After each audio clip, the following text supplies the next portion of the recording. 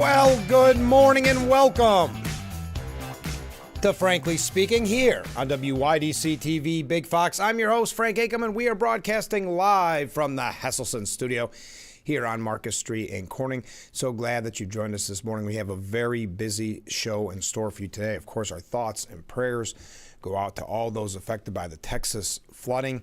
The death toll is set to top. They're reporting at least 100 as family members have been summoned to Kerrville to ID bodies based on DNA. At least 28 children are among the 82 dead, depending on which numbers you go to. Depending on which outlets, the numbers have varied. But among the 82 dead in devastating Texas flood, with frantic rescue operations still underway as dozens are missing. Of course, Camp Mystic, which you've heard about, a desperate rescue operation is underway as dozens of people remain missing, including 10 girls and a camp counselor from Camp Mystic. That's as of this morning. Now, Pope Leo, the new pope, expressed his condolences, saying, "I would like to express sincere condolences to all the families who have lost loved ones, in particular their daughters who are at the summer camp in the disaster caused by flooding of the Guadalupe River in Texas and in the United States. We pray for them." A statement this morning I received late yesterday from the White House Faith Office. The email says, "The White House Faith Office asks you to join us in prayer for the precious lives lost in the Texas floods. Amidst this tragedy, our nation must come together to pray for the victims, their families, and the first responders conducting rescue missions to find those still missing. May God wrap his loving arms around all those in Texas.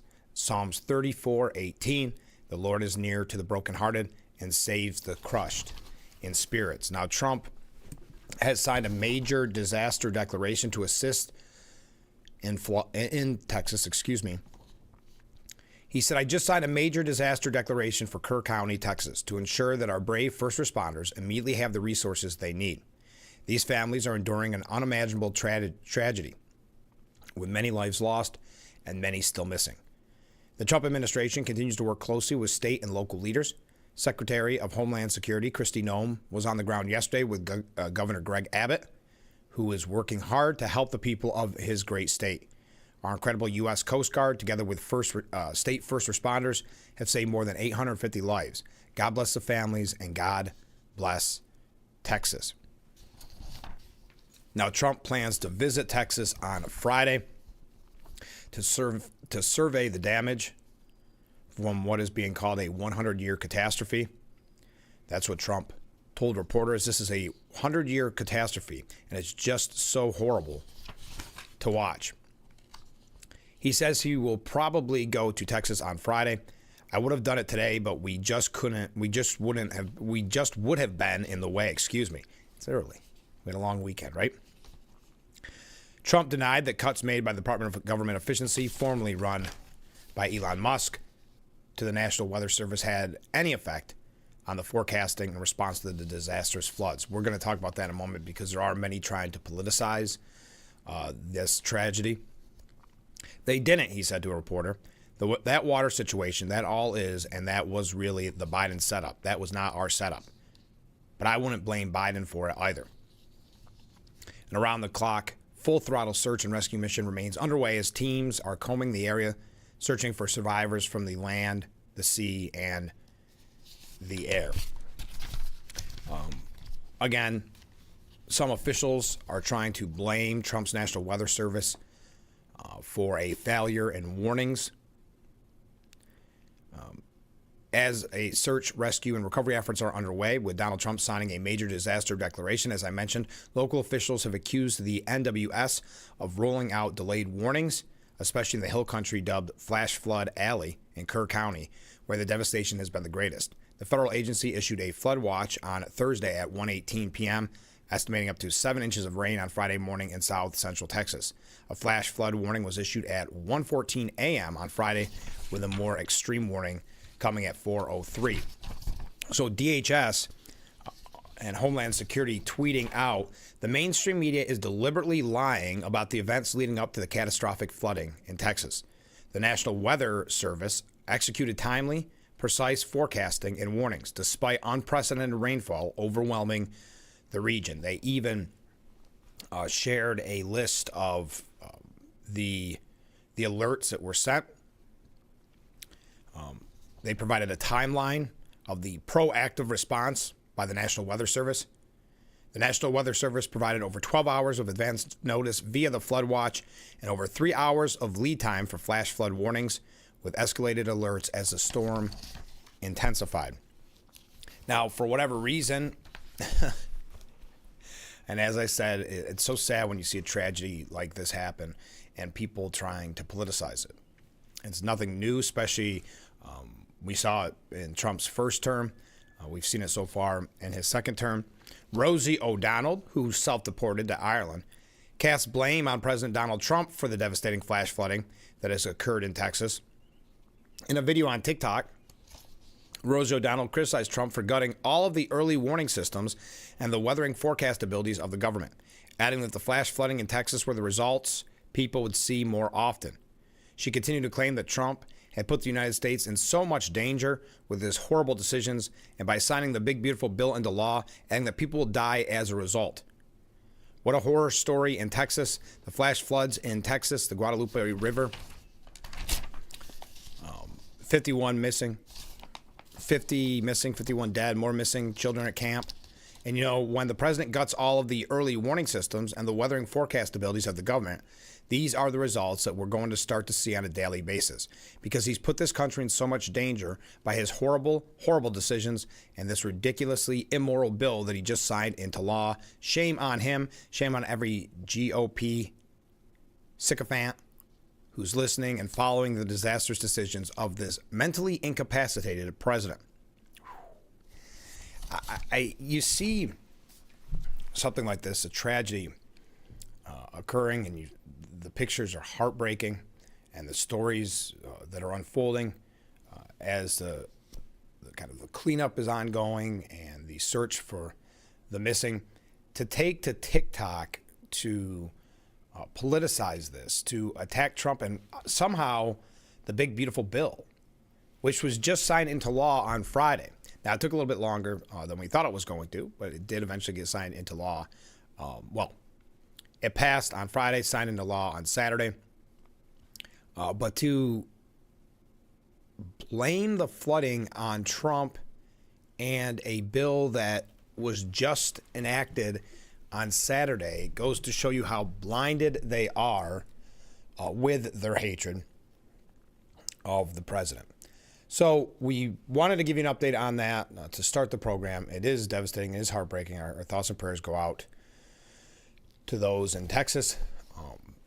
But I wanted to mention it also because of the politicalization of it by the mainstream media and those who you can say are not big fans of the president. Drop my water there. But that's just to kick off the program. It's hard to segue from that. So what we'll do, because it is just, what's the word I want to even use? Just so heart-wrenching when you see the pictures, when you hear the stories. So very, very sad. So we will move along from that topic, but feel free to weigh in on that and what you've been seeing.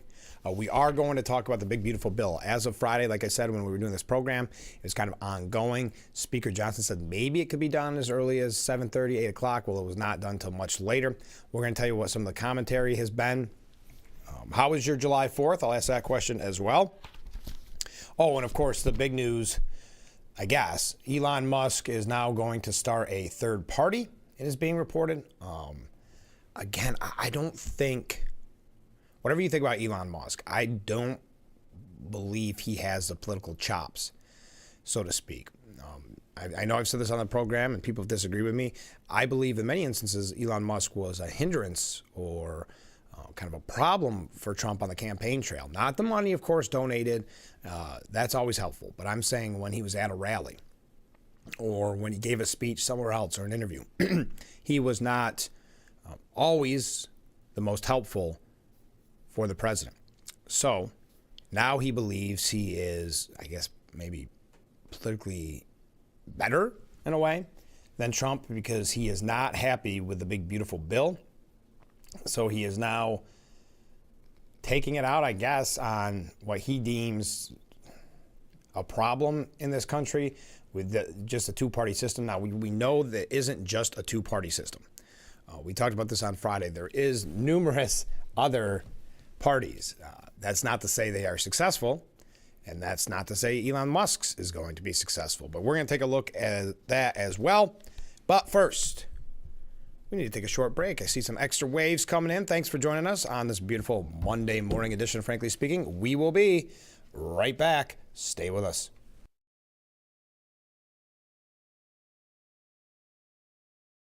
Don't have time to go to the gym? The health club is not an option? Come to Hesselson today and see why swim spas and fitness systems can fit into anyone's yard and budget. 12-foot, 14-foot, 15-foot, 18-foot dual temperature hot tub and swim spas are all on display in Hesselson's indoor and outdoor showroom. Try before you buy. 0% interest-free financing options are available on every Hesselson swim spa. Swim and exercise year-round and start making every day better. After 70 years, it's still fun to poke in the corners at Hesselson's. When you're running, don't forget to visit our Facebook page at Big Fox News. Catch up on news from the Twin Tiers. Vote on the daily question and hear about local events. All on Facebook.com/Big Fox News. Catch Twin local news and weather by visiting WYDCTV.com. We've got daily and weekly weather forecast, question of the day, things to do, and more. WYDCTV.com, your website for everything Twin Tiers local. The Bix website is here now. WYDCTV.com. Local and national news that keeps you informed and involved. WYDCTV.com. Today's weather, up to date and in your town. WYDCTV.com. Sports news, local events, and health stories that affect you. WYDCTV.com. The Big Fox website. Your news here now. WYDCTV.com. If you or a loved one regularly used hair relaxers or straighteners and were diagnosed with uterine, ovarian, or endometrial cancer, you may be entitled to significant financial compensation. I've used hair relaxers for years. I had no idea they could cause cancer. Chemical hair relaxers and straighteners have been linked to serious conditions, including several types of cancer. If you used hair relaxers and have been diagnosed with uterine, ovarian, or endometrial cancer, call us now. There's no fee unless we win your case. Call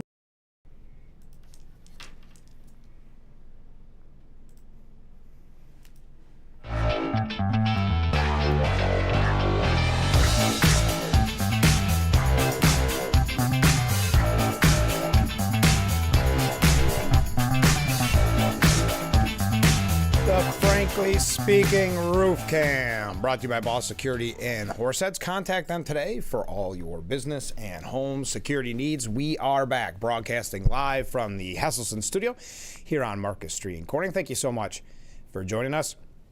Yesterday, you may have missed it, but U.S. Air Force fighter jets, intercepted yet another aircraft in restricted airspace near President Trump's New Jersey Golf Club on Sunday. The 11th dangerous incursion of the weekend. The small private aircraft were all directed away from the Trump National Golf Club in Bedminster, with the most recent incident happening Sunday morning, according to the Air Force. Excuse me. Some of the planes were met by F-16 fighter jets operated by the North American Aerospace Defense Command and forced out of the airspace.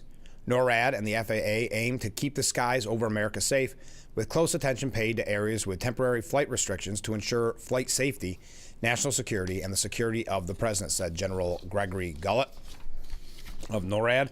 President Trump spent part of the holiday weekend at Bedminster. He departed the White House for his golf club Friday evening and was scheduled to return to the Capitol Sunday afternoon, according to his calendar.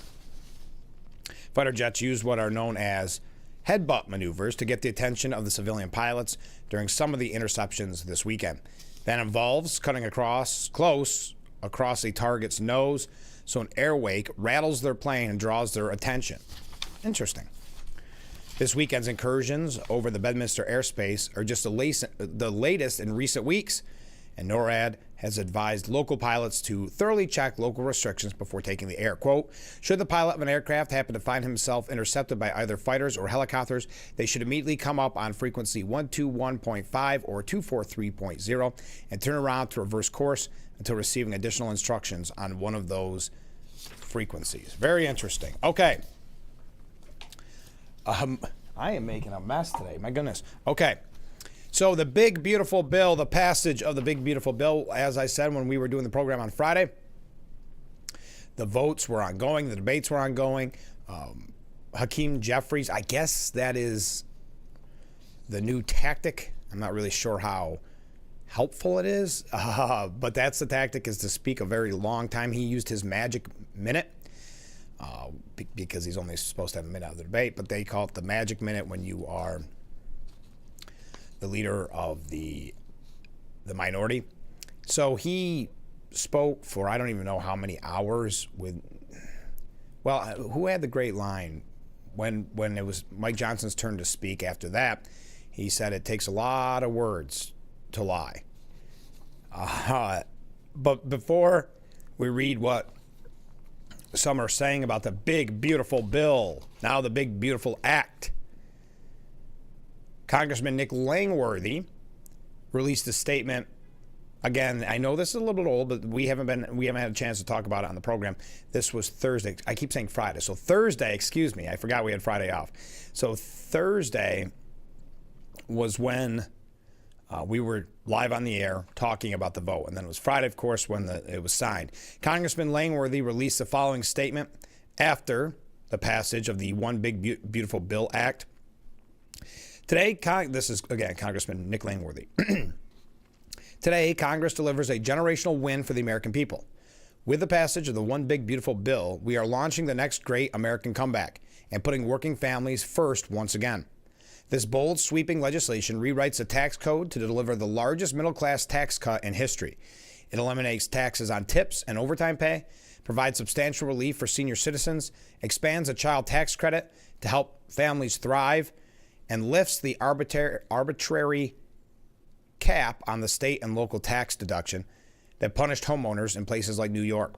It unleashes economic growth with 100% expensing for American-made manufacturing and makes the United States the best place in the world to build, hire, and invest. It secures our borders with full funding for the wall and immigration enforcement, restores law and order, and reinstates common sense work requirements for able-bodied adults receiving public assistance, an idea that once had broad bipartisan support under President Clinton. The bill cuts nearly $2 trillion in reckless Washington spending, protects our safety net for those truly in need, and ensures government works for taxpayers, not the other way around. It also delivers major wins for upstate New York and rural America, including two of my farm bills, the Fair Milk Pricing for Farmers Act and the Dairy Farm Resiliency Act, bringing long overdue fairness and stability to our dairy products. Excuse me. And this is Congressman Nick Langworthy, if you're just joining us. This bill is the product of relentless work and a united Republican majority. While Democrats cling to fear tactics and failed ideas, we are delivering real, measurable results.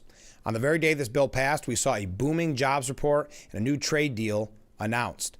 That's not a coincidence. That's the America First agenda in action. On the eve of Independence Day, this is more than legislation. It's a powerful declaration. America is back. We are rebuilding our economy, securing our borders, restoring pride in work, and reaffirming that the American dream is alive and well for the next generation. So that was Congressman Nick Langworthy on the passage of the Big Beautiful Bill, which occurred on Thursday after the grandstanding from Hakeem Jeffries. That was really what delayed it the most. That's why it was nowhere near 8 a.m. like originally predicted. Now, to give you an idea, how am I doing on time? Oh, good. We got some good comments coming in. Oh, one of the interesting things that I learned, and we're going to talk about what Tom Suozzi had to say. He's a representative from New York. He's a Democrat. He wants to almost take credit, not take credit. He voted against it, obviously. Democrats were united, voted against it. Suozzi saying, yeah, I like 75% of it, but I just couldn't get there. It would have been nice to see one Democrat have the courage to say there is real success for America here. If nothing else, it's to the tax cuts, making them permanent. So what they were saying, the Democrat Party in unison, is that they wanted an increase in taxes. But one of the things we're learning about this, and I don't know what you think about this, this is more out of fun, but gamblers have sounded the alarm over a new provision in the spending bill that imposes a $1.1 billion tax increase by limiting the deductibility of gambling losses. The change, buried in the Senate's GOP version of the sweeping Big Beautiful Bill, will cut their net winnings and potentially charge income tax when they break even or lose money, according to Bloomberg. Under current law, gamblers are allowed to deduct 100% of their losses up to the amount of their gambling winnings. But the final version of the legislation, set to be signed by Trump during a White House ceremony, it was on Friday, modifies that rule.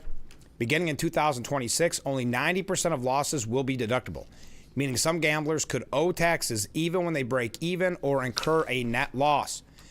I've spoken to many clients, and they're very concerned, said Zachary Zimbile, an accountant with experience in gambling regulations.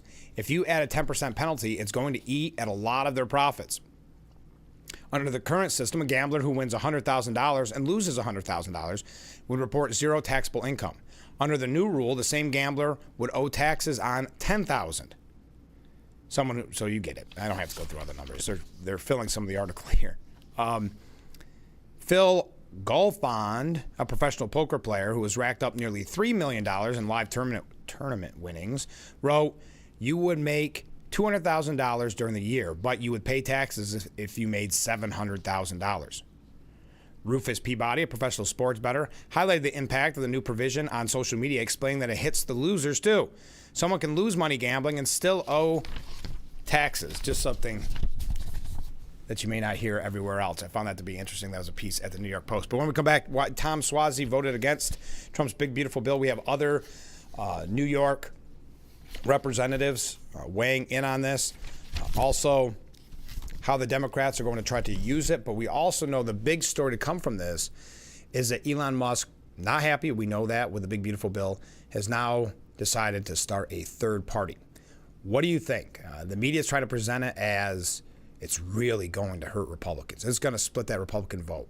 I don't think that's the case. But your thoughts? I think they're giving way too much credence to Musk. Yes, Republicans liked what he did with Doge, but it wasn't as if Republicans supported Trump because Musk was involved. To many Republicans, he was kind of a hindrance. He was kind of a problem to be dealt with, more so than an asset. Not the money. I always got to preface that by saying not the money that he gave, but I'm just saying during the campaign. So I don't think he has some type of hidden popularity that we don't know about, that a lot of people are going to say, I'm ditching Trump to go with Musk. But your thoughts on it? When we come back, we'll talk more about the big, beautiful bill and the fun surrounding the vote. We also have, a little bit about New York State. And also the Democrat Party trying to look to kind of turn things around. Things are not going well, even with all the media coverage that is anti-Trump, positive towards Democrats. The Democrat Party just can't seem to get their footing. Polling showing that they are immensely not popular. So they're trying to kind of recraft their message after the disaster of last November and the landslide victory for Donald J. Trump. That message does not seem to be there yet. That's not to say, there's a long way before the midterms. There's a lot they could do to turn it around. But as of right now, they have done nothing to turn it around. But I would argue that they haven't learned their lesson either. Very much sticking to the playbook that got them to the devastating loss in November. So we can talk about that. I see a lot of comments, a lot of waves coming in. Keep them coming in, and we'll be right back with Frankly Speaking here on WYDC TV, Big Fox.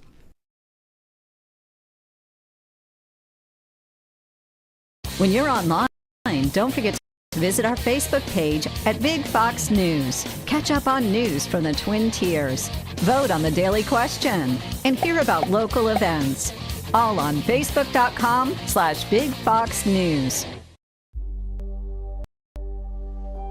I slept in a lot of different rooms, different beds. but none of them really felt like mine. I spent 14 years in foster care, mostly in group homes. And I never had much left because I always had to be ready to move. Why get things if you just have to let them go? There are more than 100,000 children in foster care waiting to be adopted. The Dave Thomas Foundation for Adoption is working to help find them a forever family and a permanent home of their own. Now I have my own room with walls that tell my story. I love hanging out in here. I play dress up with my sisters and I sing and make videos. But the best part? Knowing I'll always have a place to go and a family that loves and supports me. If you have room in your home or your heart, see how you can help at davethomasfoundation.org.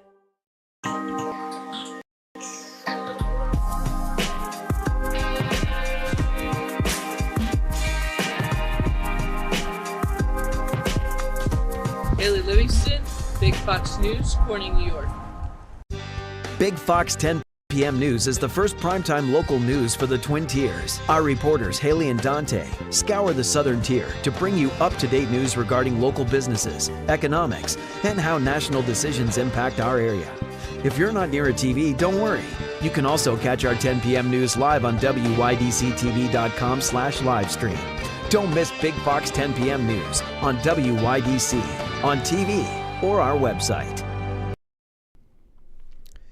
The Frankly Speaking Roof Cam, brought to you by Boss Security and Horseheads.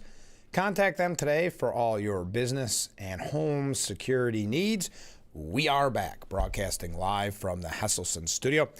We got some, well, let's go to our comment section. The Steuben Senior Services Fund section of our program, where we read viewer comments.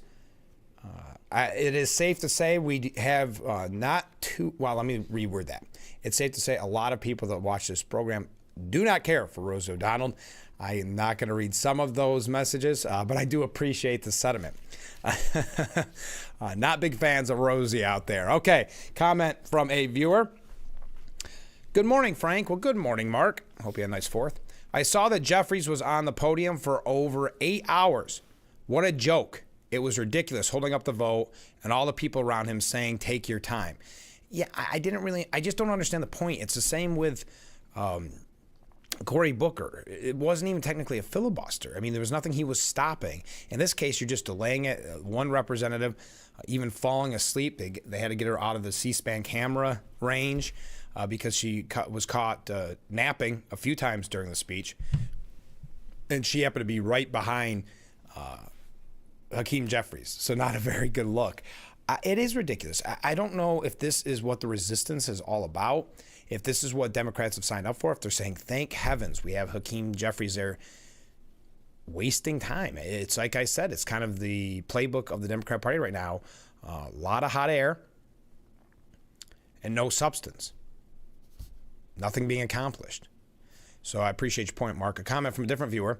The Democrats on Facebook have posted some vile stuff about the flooding in Texas. How can they show such contempt for Americans and cry about illegals? The sad thing is, the most blatant are teachers who work, or those who work in education. I have not seen, I've kind of stayed off of Facebook or social media in general, but I did see some of the horrific comments being made by various commentators, various, to your point, social media posts. Some of the things they said about that camp where those girls are still missing. It's horrendous to think and see that tragedy, and the first thing in your mind is to politicize it and try to use that as a weapon against Trump. Shows you what the kind of the cliche term, but an accurate term, the Trump derangement syndrome has on people. I mean, we have the street cleaners out there, if you can hear it in the background. That's really, if that's your first thought, you have to take a step back from talking politics. You really have to take a breather, because if you see that death and destruction and think, how can I use this against Trump? To me, well, it's very much like when there's a mass shooting and you turn on the news and you see it, and unfortunately it's gotten to the point where the first thing you think of is, well, the Democrats are going to try to use this for gun control. And what do? before any information is known, that's exactly what they do. So it should come as no surprise that they're using these catastrophic flooding to go after Trump. But it is, to that viewer's point, it's very infuriating. And final comment in this section. Good morning, Frank. Well, good morning. Beautiful sunrise today from Cuca Lake. And they sent in a picture. Think it's going to be another hot one. There's the beautiful, look at that beautiful sunrise today. Yes, what is it though? Red skies in the morning? Sailors take warning. Beautiful picture. Thank you for sending that in. Always appreciate it. I'm not always the best at being able to get them on the fly, but I do appreciate it. It is going to be another hot one. I guess we're getting used to it. So back to the big, beautiful bill. U.S. Representative Tom Suozzi stood by his decision to vote against the One Big Beautiful Bill Act, despite acknowledging that he agrees with roughly 3/4 of the mega bill. See, here's the problem. He knows he's kind of tried to paint himself as somewhat of a moderate, but he knows he had to toe the party line on this. He had to vote no. All Democrats had to vote no. They're very good at rallying around each other and doing that. So he knew he had to vote no, but now he kind of wants to get credit for wanting to kind of vote yes. Do you see what I'm saying? He's twisting himself up into a pretzel so that his constituents say, hey, wait a minute. You wanted to increase taxes on me? Well, there was things I agreed with, and I'm with you on that, but there's just a couple things I just couldn't. So he said, because those things that I just mentioned are so devastating, that's why he was opposed to the bill. I like the idea that we're investing more money to secure the border. See what I mean? He's trying to show he's more moderate without actually being moderate. I like the idea that we are providing tax breaks to low-income folks and hardworking middle-class folks and people aspiring to the middle class. So the host of the program on CBS News had pointed to his recent comments about favoring the bulk of President Trump's marquee agenda bill. Suozzi told Scott Bessent last month, I agree with 75% of the stuff that's in the big bill that you guys talk about. But the New York Democrat argued that preserving the 2017 Tax Cuts and Job Act's lower rate for the wealthy, the Medicaid cuts, and the deficit impact of the mega bill were just too much for him to stomach. Quote, when the economy is doing as well as it has been over the past several years, why would we be providing a tax decrease, tax breaks for some of the wealthiest Americans in our country while blowing a massive hole in the deficit? Republicans slashed taxes across the board in 2017 and placed a strong emphasis on reducing the burden on businesses. Proponents of the cuts on the top income tax brackets argue that it will affect small businesses that pay their bills to Uncle Sam as pass-throughs. High-income taxpayers are forced to pay into every tax bracket, so cutting every tax bracket reduces their obligations to the government. However, there is some evidence that the top 1% of households paid a larger share of federal taxes after the 2017 tax bill than before it, meaning that taxes were about to go up across the board. If Congress failed to act, many key provisions of the 2017 tax cuts would expire at the end of the year. Suozzi also ripped the GOP and the inclusion of work requirements on Medicaid. Now, I've got to believe if the American people hear what this really means, all it means is able-bodied citizens that can work will be required to work to keep their Medicaid. And that can be, it's 80 hours a month, and that can be volunteer work, it can be going back to school, whatever the case may be. An actual job, but it can't. No longer, if you're able-bodied, no longer are you just getting the money, no questions asked. Suozzi noted that 92% of the people that are able to work are currently working, and the 8% that are not are often people that are taking care of disabled children. Why would we be taking health insurance and food benefits away from some of the most needy Americans while we're providing what I believe is an unnecessary tax break for some of the wealthiest Americans?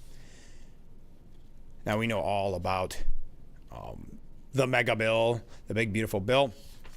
But again, Suozzi trying to kind of get credit without actually voting on it. But we knew that Democrats had to stand in opposition. You would have been out. You would have been a pariah. Your career would have been destroyed if you were a Democrat that voted for this bill. There's no doubt about it. Now, taking a look at what others had to say, we had a comment here. Where is it? I thought I marked it off. Oh, here we go. Governor Kathy Hochul released the following statement. After the big, beautiful, how do you like how the media does this? After Trump's controversial big, beautiful bill passed through Congress, you never hear the media say Biden's controversial bipartisan infrastructure bill. It's never controversial when it's a Democrat's bill, only controversial when it's Republican. So after the Trump's controversial big, beautiful bill passed through Congress, this is what Governor Hochul had to say. Today's vote makes it official. All 7 New York Republicans in Congress voted to rip health care away from 1.5 million New Yorkers and jeopardize SNAP benefits for nearly 3 million more. They had 2 chances to stand up to Donald Trump and fight for the people they serve. They failed both times, gambling with their constituents' lives to pay for billionaire tax breaks. Oh, so cliche. Well, if there's one thing we know about Hochul, she is good at cliches. That is for sure. To the 48,000 New Yorkers set to lose their coverage in Representative Lolota's district, the 48,000 in Representative Garbarino's, the 52,000 in Representative Malatakis, the 31,000 in Representative Lawler's, the 44,000 in Representative Stefanik's, and the 35,000 in Representative Langworthy's, and the 31,000 in Representative Tenney's, your member of Congress may have given up on you, but I never will. As governor, your family's health and well-being is my top priority, and I will keep fighting every day to shield you from the cruelty and chaos coming out of Washington. Now, Claudia Tenney took to X. We already read you Congressman Langworthy's, most likely your congressperson, depending on where you're at. Claudia Tenney took to X on July 3rd to share her thoughts, saying today House Republicans kept our promise to the American people by passing the One Big Beautiful Bill. This historic legislation locks in the Trump tax cuts, eliminates tax on tips and overtime, secures our borders, and bolsters our national security. The best is yet to come. I already read you, like I said, Congressman Langworthy's, Mike Lawler, who many have speculated may run for governor, saying today we delivered on our promise to stop the single largest tax hike in American history and put more money back in the pockets of Americans. We secured meaningful SALT relief, locked in tax cuts for families and small businesses, and restored fairness for hardworking taxpayers across New York. This bill is a blueprint for how we can govern responsibly, provide real relief, restore security, and rein in out-of-control spending. The alternative was higher taxes, fewer jobs, and more economic pain. I voted to protect my constituents from that, and today we got it done. Now, also, she said, meaning Elise Stefanik, that when it comes to running for governor, it's not a matter of if, it's a matter of when she makes the announcement. So sounds like she's ready to face Governor Hochul. Well, this is what she had to say about the big, beautiful bill. How am I doing on time? Not good, Frank. Stefanik said, promises made, promises kept. I was proud to stay in Congress to vote to pass the One Big Beautiful Bill to deliver on President Trump's historic mandate to enact the largest tax cut in American history, turbocharge economic growth, secure our borders, restore energy dominance, cut wasteful spending, and deliver peace through strength. As the dean of the New York Republican delegation, I was proud to help lead the successful effort to increase the state and local tax deduction cap to $40,000, the largest tax cut for New Yorkers ever. This is in stark contrast to New York Democrats, led by failed Governor Kathy Hochul, who support the largest tax increase on hardworking families in history. So that's a little bit, just a quick look at what some of the New York representatives had to say. Now, I got to take a break. I'm running late. Keep those waves, keep those comments coming in. We'll be right back with Frankly Speaking here on WYDC TV. Big Fox, stay with us.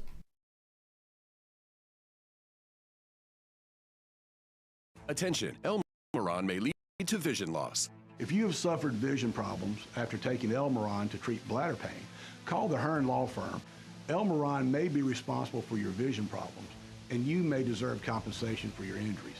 If you took Elmeron and now have vision problems, call the Hearn Law Firm at 888-308-3866 right now. You could find out if you qualify in less than 2 minutes. Call 888-308-3866 for your free case review. It's PM somewhere. Do you know where your kids are online? Stay tuned on how you can get the The latest in diabetes technology at little or no cost from U.S. Med. Avoid complications like nerve damage, kidney failure, eye and cardiovascular problems. U.S. Med CGM systems offer round-the-clock glucose monitoring in real time, provide alerts, and help users avoid painful finger sticks. U.S. Med works with most insurers, Medicare, and offers a money-back guarantee. Call 800-681-3147. It's a season of Sherry. Having a good time has always been my #1 goal. I tend to get crazy. At my age, I should not be jumping up and down like that. And if you don't know what I mean, ask your mama. The young ones, y'all like, we don't know what you're talking about. But I promise you, in 30 years, you will. It's the best time in daytime. Weekdays at 2 p.m. on Big Fox.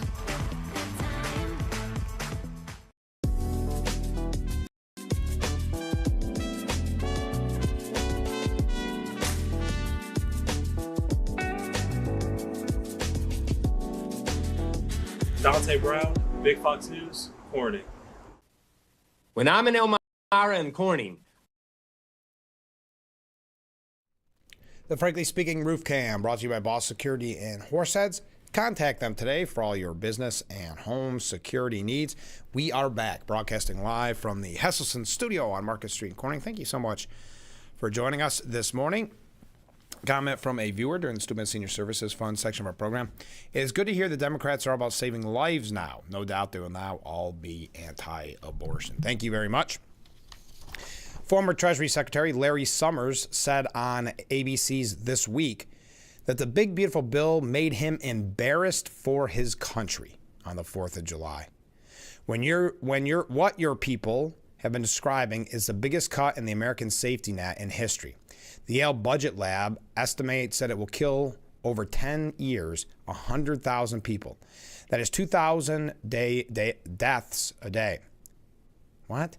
That is 2,000 days of death like we've seen in Texas this weekend. Oh, okay. In my 70 years, I've never been as embarrassed for my country on July 4th.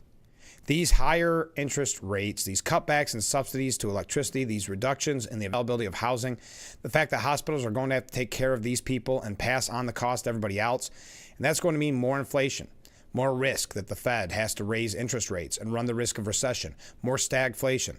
That's the risk facing every middle-class family in our country because of this bill. And for what? $1 million over 10 years to the top 10th of a percent of our population? Is that the biggest priority use of federal money right now? I don't think so. This is a shameful act by our Congress and by our president that is going to set our country back. So former Treasury Secretary Larry Summers says he's embarrassed for his country on July 4th because of the big, beautiful bill. On PBS NewsHour, New York Times columnist David Brooks stated that the tax reductions for tips are $32 billion, which in this kind of bill is peanuts, but it's theatrical. No taxes on tips sounds pretty good. If you're not paying attention, oh, that sounds good, no taxes on tips. He said the tax provision will produce some growth. It's highly stimulative to cut that much taxes. But the growth effects are, if you look at most of the serious estimates, like under 1% added growth to the economy, sometimes significantly under 1%. So that stuff is not measurable. It's going to feel like the status quo. There will be a few theatrical things. And so one of the things Trump talks about all this time is no tax on tips. When you actually look at it, how much is that? It's $32 billion. Okay. Now, Democrats, as you can tell by that kind of language, are gearing up to weaponize Trump's mega bill, according to Politico. Democrats believe President Trump's tax and spend mega bill gives them a heavy cudgel ahead of the midterms. Now they have to effectively wield it as they try to reclaim the House. We've got other examples of this, of Democrats trying to get their footing. They've really just become a party of anti-Trump, offering no real options, offering no real alternatives. Because let's face it, if we want to talk about Hakeem Jeffries giving that speech, what did he accomplish at the end of the day? All he did was get his talking points out. Ad makers have quickly prepped attack ads to air as soon as the holiday weekend is over, including in Pennsylvania, Michigan, and Wisconsin. House Democrats are plotting to turn the August recess into the opening salvo of the midterms, including through town halls and organizing programs. And Democrats see an opportunity to expand the battleground, going on offense into red areas across the country. The bill that passed Thursday has already triggered a spike in candidates interested in Trump territory, House Majority PAC has said. Separately, Democrats are digging into their round of candidate recruitment, targeting a half dozen House districts Trump won by a high single or double digits, according to a person directly familiar with the DNC. They're recruiting Democrats to challenge Representatives Ann Wagner, Maria Elvira Salazar, Andy Ogles, Kevin Kiley, Nick LaLota in New York here, and Jeff Crank of Colorado. There's almost nothing about this bill that I'm going to have a hard time explaining to the district, said Representative Jared Golden, who represents a district Trump won by 9 points. This is a giant tax giveaway to wealthy people. Everyone blanking knows it. Democrats' renewed bravado comes after months into the political wilderness following sweeping losses. Where is this bravado coming from, though? Democrats have always been far more in sync with the pushback in recent days after months of struggling to unify around a coherent message during Trump's second term. Hakeem Jeffries' record-setting speech on the House floor mirrored those of several Democrat candidates who mentioned Medicaid cuts in their campaign launches this week. Wow. Record-setting speech. What is the record? Was that just because of the timing? I know it was the longest speech given in the Magic Minute, but is that the new goal? What did you accomplish at the end of the day? I'm just confused by that. Next, they have to spread the message farther, as polling shows many Americans aren't yet aware of the mega bill and its $1 trillion in cuts to Medicaid and food assistance programs. And Democrats privately acknowledge that as voters learn more, the party needs to stretch its House battlefield to chart a path back to power. So they need to expand further. My goodness, this is going to be such a winning proposition. They know it already, the braggadocio. No Democrat is going to nationally define this bill in 6 weeks. So we have to build a drumbeat. You do that by having 70 to 75 campaigns, because when you're localizing the attacks across the country, we don't have that yet. In reality, there are maybe 24 to 30 districts with good campaigns going on right now. So trying to weaponize the big, beautiful bill, and you can see the bias dripping from that piece from Politico. We have another example of that from Stephen Collinston. When we come back, we'll read some of your comments. If any of them come in, keep them coming in, and we'll be right back with Frankly Speaking after this.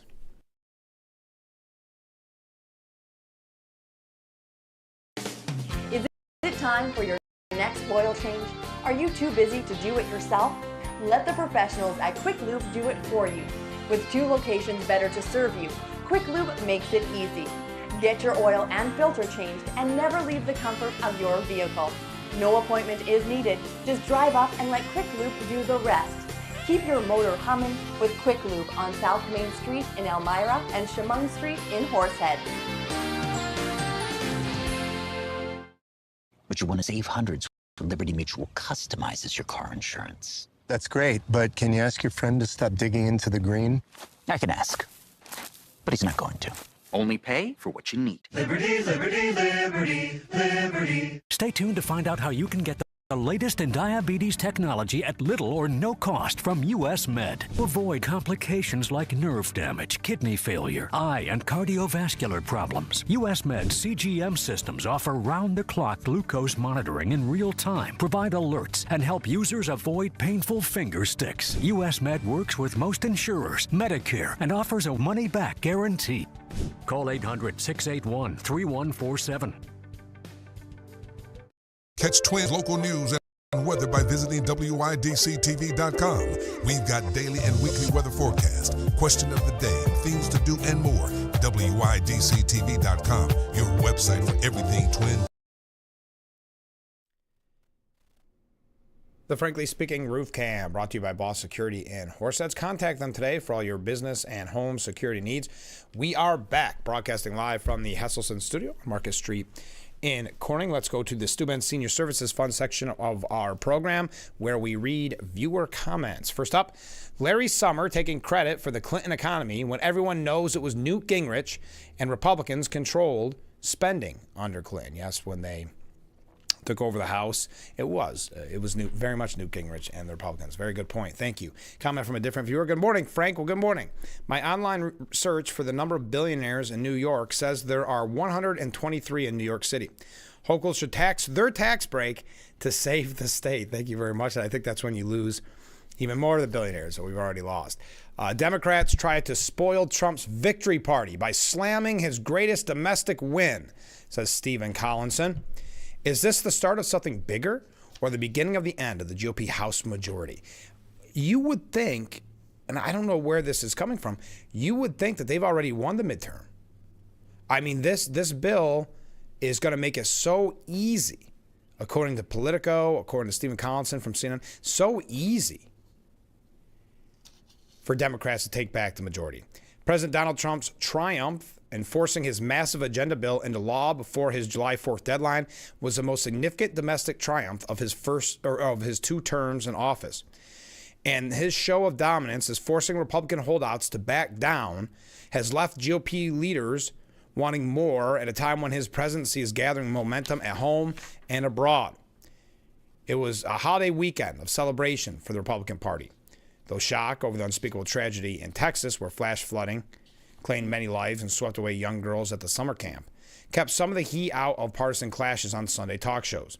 The GOP victory lap imposed huge pressure on Democrats to finally step up with an effective political strategy to take an increasingly dominant president and to turn his achievement into an anvil.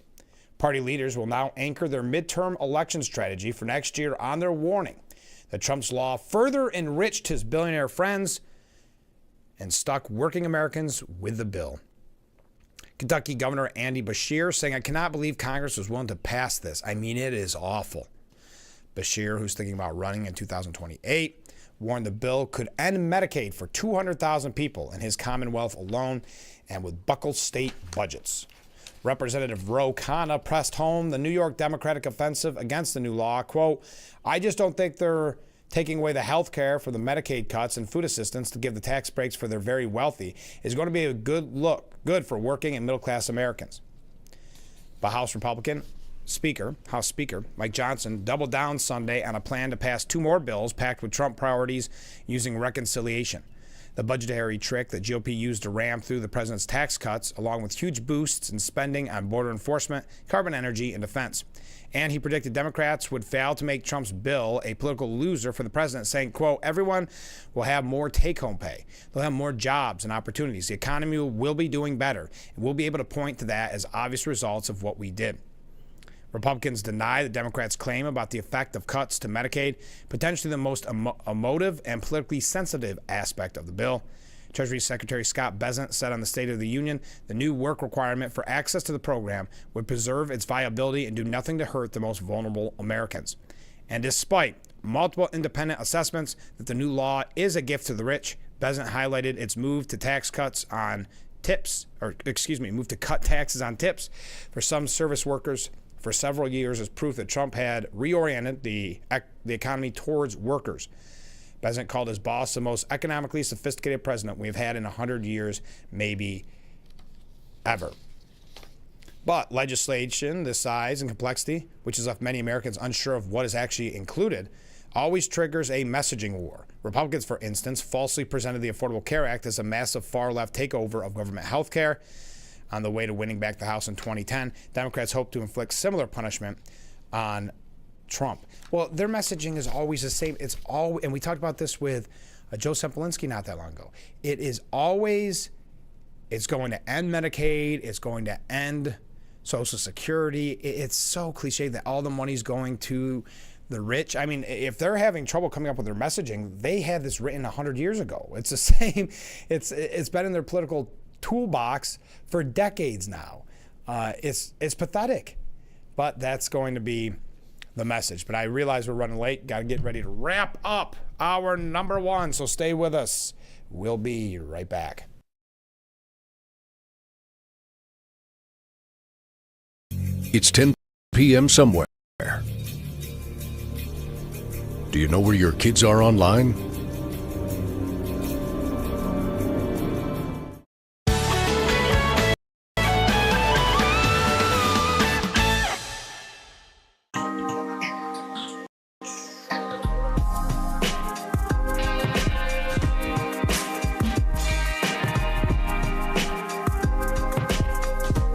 Haley Livingston, Big Fox News, Corning, New York. Big Fox 10 p.m. News is the first primetime local news for the Twin Tiers. Our reporters, Haley and Dante, scour the southern tier to bring you up-to-date news regarding local businesses, economics, and how national decisions impact our area. If you're not near a TV, don't worry. You can also catch our 10 p.m. news live on WYDCTV.com/livestream. Don't miss Big Fox 10 p.m. news on WYDC, on TV, or our website. If you or a loved one regularly used hair relaxers or straighteners and were diagnosed with uterine, ovarian, or endometrial cancer, you may be entitled to significant financial compensation. I've used hair relaxers for years. I had no idea they could cause cancer. Chemical hair relaxers and straighteners have been linked to serious conditions, including several types of cancer. If you used hair relaxers and have been diagnosed with uterine, ovarian, or endometrial cancer, call us now. There's no fee unless we win your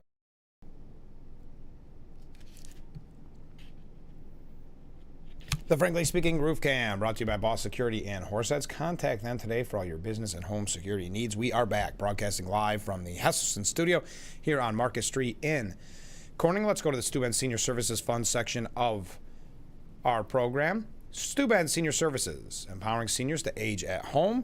This is the section where we read viewer comments. All right, Democrats, go beat your substanceless drum and spew your rhetoric, and let's see how far your lies and fabrications get you. All right. Oh, my goodness. All these comments coming in. Jerome Powell, this is a comment from a different viewer. Jerome Powell refusing lower interest after he lowered them to get Democrats elected is politically motivated to hurt Trump's agenda.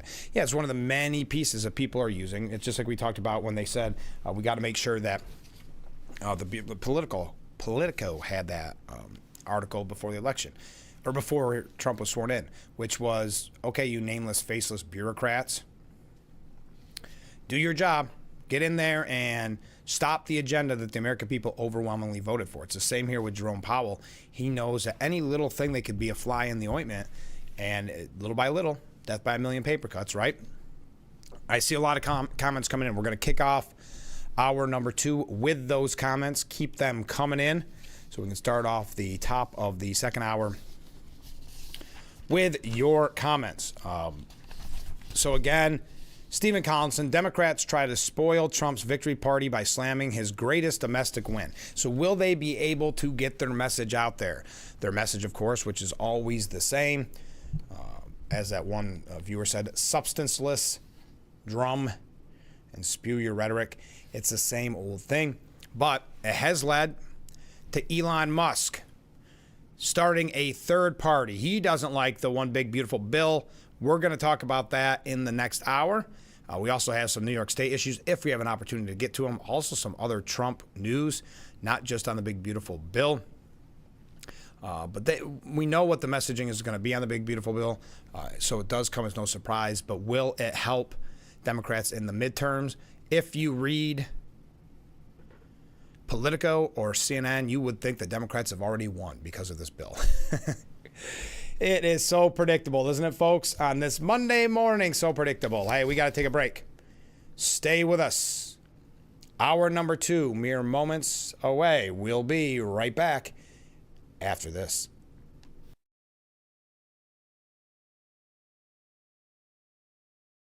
When you're online, don't forget to visit our Facebook page at Big Fox News. Catch up on news from the Twin Tiers. Vote on the daily question and hear about local events. All on Facebook.com/Big Fox News. Hi, this is Tom Witzel, owner of Hesselson's in Amara Heights. At Hesselson's, we care about your well-being and overall health, whether it's relieving stress, muscle recovery, increasing circulation, or just revitalizing the body. Hesselson's now has 2 complete line of infrared and traditional rock saunas in our new and expanded showroom. Come in today and see why owning a sauna is the start of your new healthy lifestyle. Hesselson's is still locally and family-owned and operated in Amara Heights. After 70 years, it's still fun to poke in the corners at Hesselson's. Let GCP Discount Liquors and Wines cool you off this summer with neutral vodka seltzers on sale for $13.99 all month. Save more with a $4 QR rebate, making your final cost $9.99 on an 8-pack.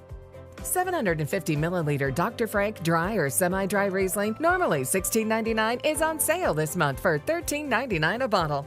GCP Discount Liquors and Wines and Horseheads, the best in service, selection, and price. When I'm in Elmira and Corning, I watch Big Fox. Catch Twin Tiers local news and weather by visiting WYDCTV.com. We've got daily and weekly weather forecast, question of the day.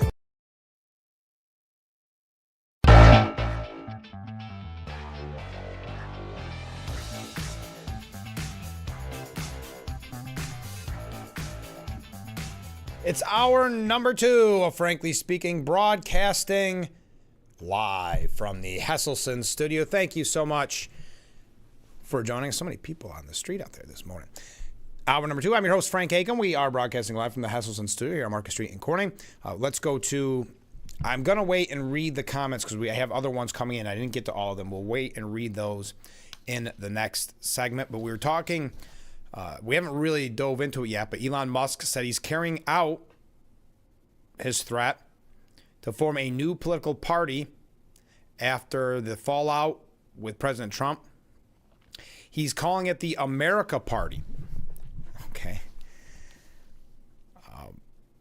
He was not happy with the One Big Beautiful Bill. Musk threatened to form the America Party if this insane spending bill passes. When it comes to bankrupting our country with waste and graft, excuse me, we live in a one-party system, not a democracy. Today, the American Party is formed to give your freedom back.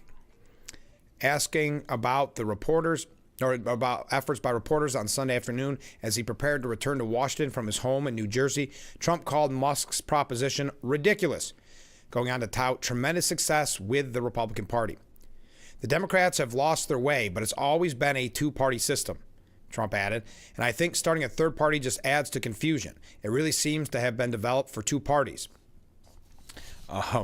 He had tweeted out, this is Elon Musk, saying, by a factor of 2 to 1, you want a new political party and you shall have it. When it comes to bankrupting our country with waste and graft, as I said, we live in a one-party system, not a democracy. Today, the American Party is formed to give you back your freedom. From there, Musk proceeded to amplify comments, such as one criticizing Republicans for having folded like a cheap suit. Republicans talk tough and folded like a cheap suit. Year after year, the Republican Party dangled the promise of limited government and an America First agenda. When they had the opportunity to implement this, they instead delivered more of the same. Bloated budgets, and it got cut off. Okay.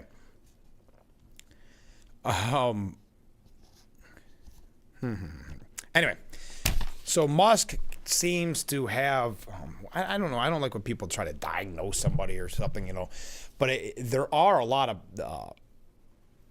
ups and downs. It's a roller coaster. And when he seems to be upset, he really doesn't know how to rein himself in. And I think he makes more trouble for himself than necessary. There's been a lot of speculation as to why he's been so upset over this big, beautiful bill. We've talked about in the past. I don't think we need to rehash those arguments. But the idea was that he wanted to stand with Doge longer, even though by law he couldn't. Or he thought, I don't know, there was a couple other, there was something about EV vehicles in this bill. So it's not benefiting Tesla. A lot of speculation as to why he's so upset. But as I mentioned, the president saying, I think it's ridiculous to start a third party. We have a tremendous success. We have a tremendous success with the Republican Party.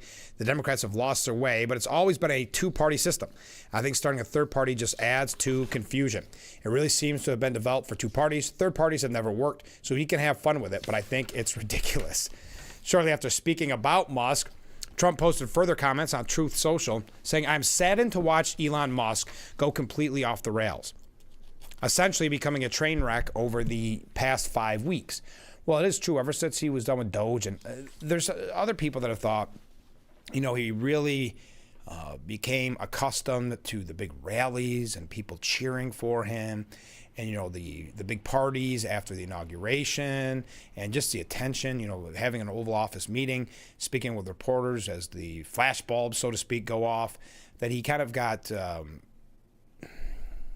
addicted to that maybe in a way, and then it all dried up with the end of his stint at Doge, because even though he may think he's very popular, he's not Trump popular, right? So even though he's very rich, he's not as Trump popular. I mean, he became popular because of Trump. It wasn't as if Elon Musk was the one bringing, I guess, the power and the fame. I'm not saying Musk was a nobody. I'm not saying that at all. I'm just saying that it was the popularity is Trump's, not Musk's. I don't need to. Do I have to keep reading all of Musk's statements? I have to. There it is. Trump saying that Elon has went completely off the rail. I am saddened to watch Elon Musk go completely off the rails, essentially becoming a train wreck over the past 5 weeks. He even wants to start a third political party, despite the fact that they have never succeeded in the United States. The system seems not designed for them.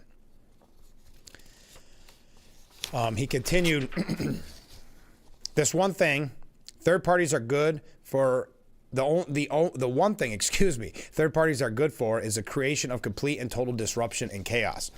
And we have enough of that with the radical left Democrats who have lost their confidence and their minds. Republicans, on the other hand, are a smooth-running machine that just passed the biggest bill of its kind in the history of our country. It is a great bill, but unfortunately for Elon, it eliminates a ridiculous electric vehicle mandate, which would have forced everyone to buy an electric car in a short period of time. I've been strongly opposed to that from the very beginning. People are now allowed to buy whatever they want, gasoline-powered hybrids, which are doing very well, or new technologies as they come about. No more EV mandate. I've campaigned on this for 2 years, and quite honestly, when Elon gave me his total and unquestioned endorsement, I asked him whether or not he knew that I was going to terminate the EV mandate.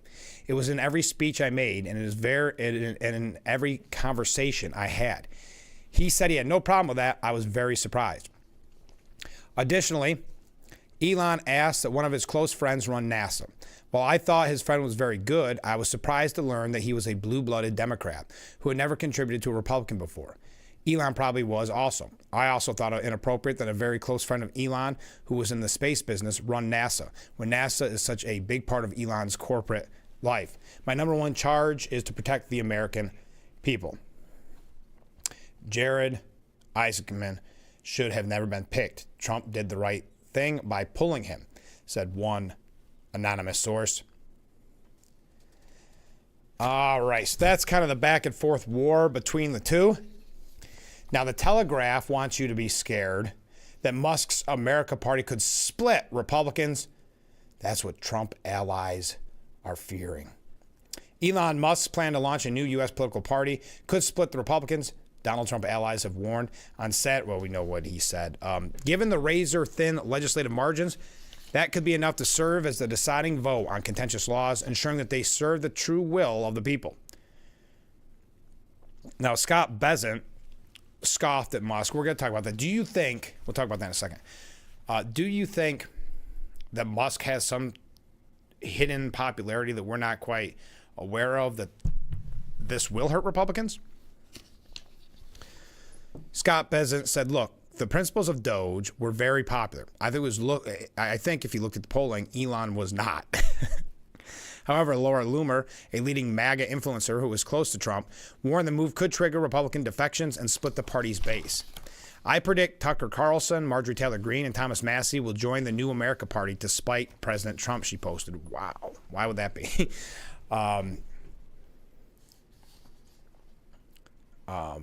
Raheem Kassam, another prominent MAGA supporter, said, if Musk weaponizes X against MAGA, I'm leaving this account as an automated news feed and shifting to Truth Social, to be honest.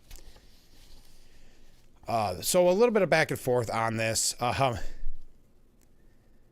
Steve Bannon, Mr. Trump's former chief strategist, questioned whether Mr. Musk could even form a new party given he was born abroad, and also repeated calls for him to be deported. The fowl, the buffoon, Elmo, formerly known as Elon Musk. Elmo, he's in today, he's in another smear, and only a foreigner could do this. Think about it. He got up on Twitter right now, a poll about starting an America party, a non-American starting an America party. No, brother, you're not an American. You're a South African. We take enough time and prove the facts of that. You should be deported because it's a crime of what you did, among many. Now, many calling, just in general, the third party a mistake. Now we know the Democrats have faced similar challenges. At one time, Senator Joe Manchin had talked about going to a third party type system. But Daft Townley, a U.S. political expert, told Newsweek third parties do not tend to have a long lifetime in American politics. He added that the America Party would likely split the Republican vote, potentially resulting in a Democrat-dominated House of Representatives, at least in the short term, due to the winner-takes-all electoral system. I just don't see people saying, I like Trump, but I'm going to go with Musk on this one. Yes, does it lose some of the people that probably didn't vote for Trump anyway, but have an R next to their name? Maybe. But I don't see it being a big enough number to affect the whole midterms. Your thoughts on that? Running a little bit late. Read your comments when we come back. Stay with us. This is, Frankly Speaking, here on WYDC TV, Big Fox.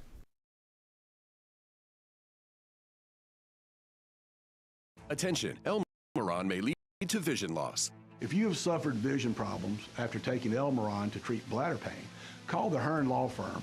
Elmeron may be responsible for your vision problems, and you may deserve compensation for your injuries. If you took Elmeron and now have vision problems, call the Hearn Law Firm at 888-308-3866 right now. You could find out if you qualify in less than 2 minutes. Call 888-308-3866 for your free case review. When it comes to best subs, wings, strombolis, and calzones, nobody does it better than Picnic Pizza. Picnic Pizza has been serving the Twin Tiers for over 40 years. With 2 convenient locations to serve you, Horseheads and Big Flats, you can dine in, carry out, or we'll deliver in a 5-mile radius. We offer everyday in-house specials like a family pack, 1 large pizza, 1 dozen wings, and 1 quart of soda. Having a party? How about a party pack? 1 sheet pizza, 2 dozen wings, and 2 quarts of soda. Picnic Pizza, the best darn pizza in the area. Enjoy a taste of the Finger Lakes at Hector Hideaway. Dine inside or out on the deck for gorgeous lake views and pair your meal with a local wine, beer, or beverage. Visit us today at Hector Hideaway. Fire it up. The all-new Dragon Flame Grilled Whopper is here at BK. Bold, juicy, flame grilled, and ready for adventure. Experience a new kind of flame at Burger King. How to Train Your Dragon. Only in theaters. It's PM somewhere. Do you know where your kids are online?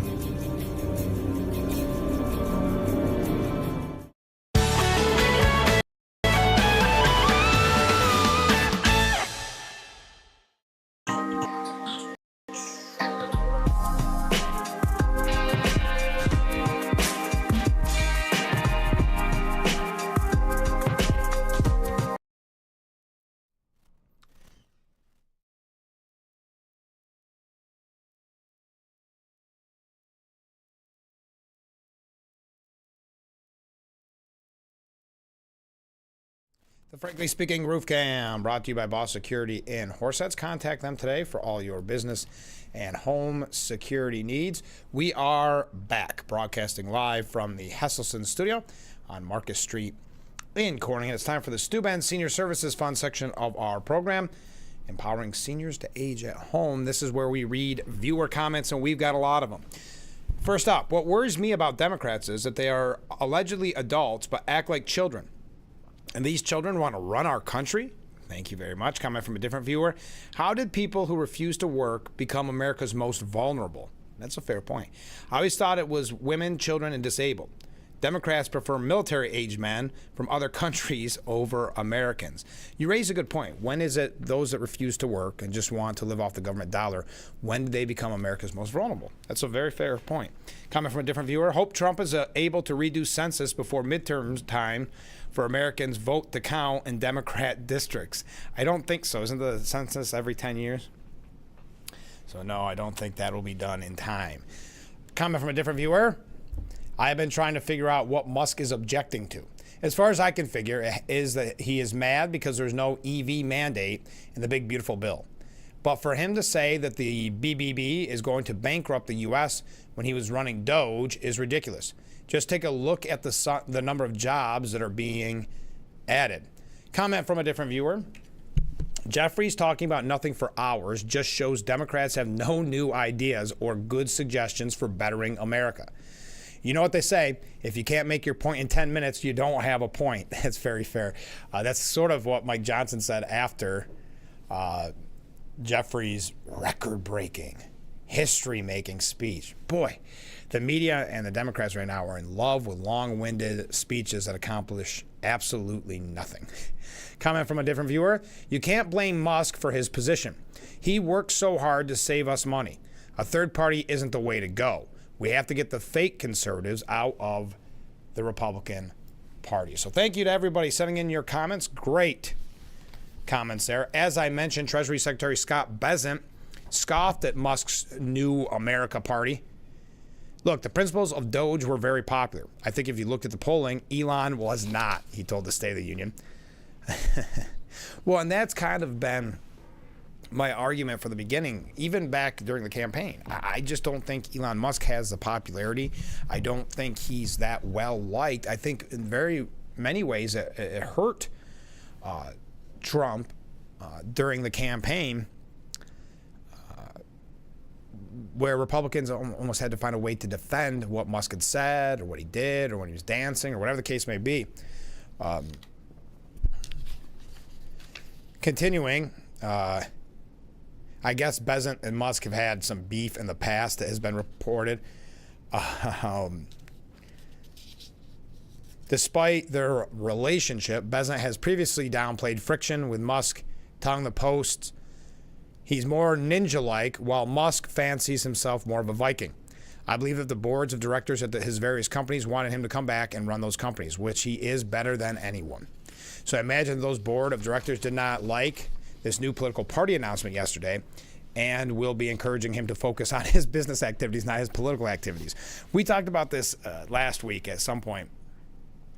Musk keeps getting himself into a situation where he makes it worse and worse on the company. If I were a Tesla stockholder, I'd be pretty outraged because he keeps getting on the wrong side, not necessarily wrong side of things, but things that end up hurting Tesla. So I'm guessing, yes, they want him back working and trying to get Tesla to what it once was. Okay.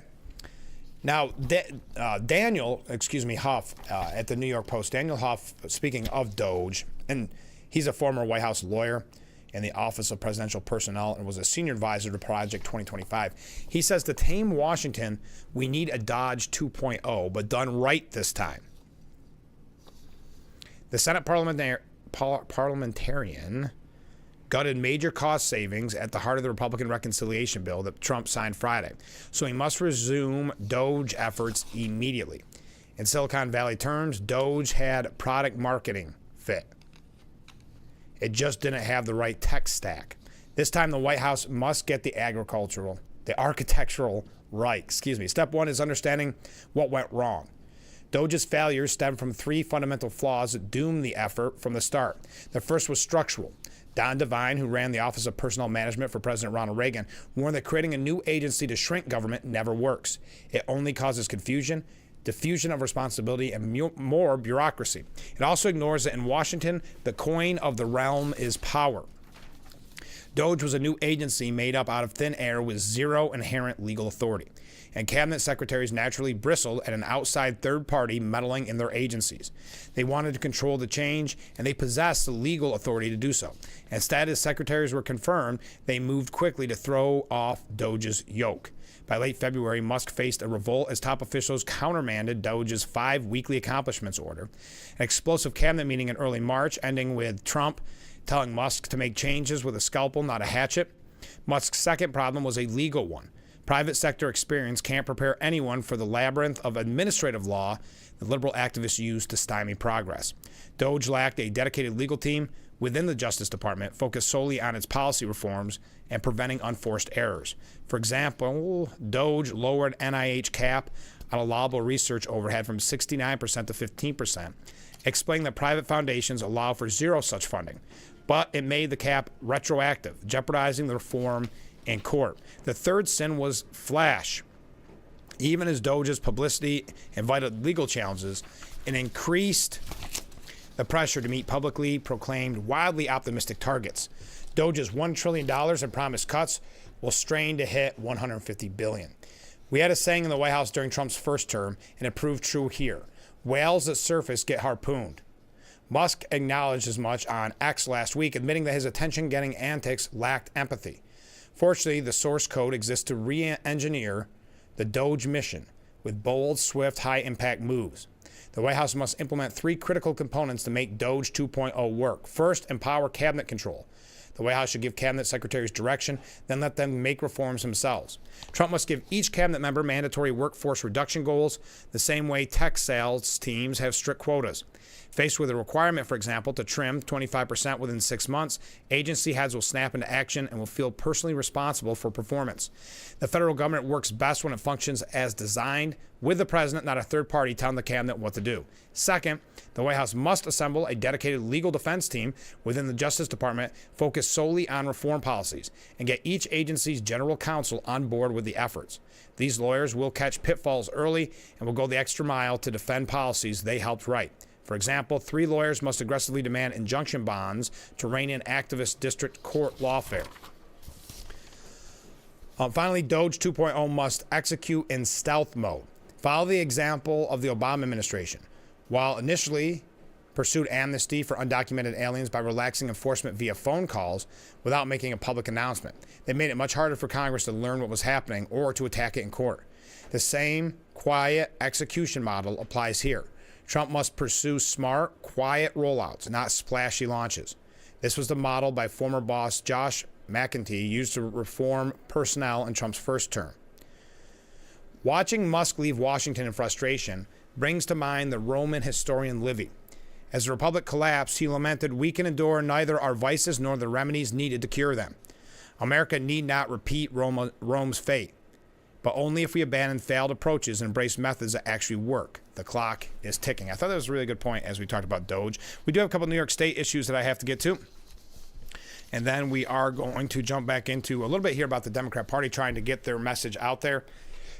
We have a piece from Politico this morning. We have the piece from CNN suggesting that you would think that the midterm election was already over and Democrats had the majority again because of the big, beautiful bill. I don't really see it. I haven't seen any messaging that's been on point. I mean, Hakeem Jeffries with his record-breaking speech, what did it accomplish at the end of the day? Did anybody even really watch it? It's kind of like Cory Booker's. Did they even watch it?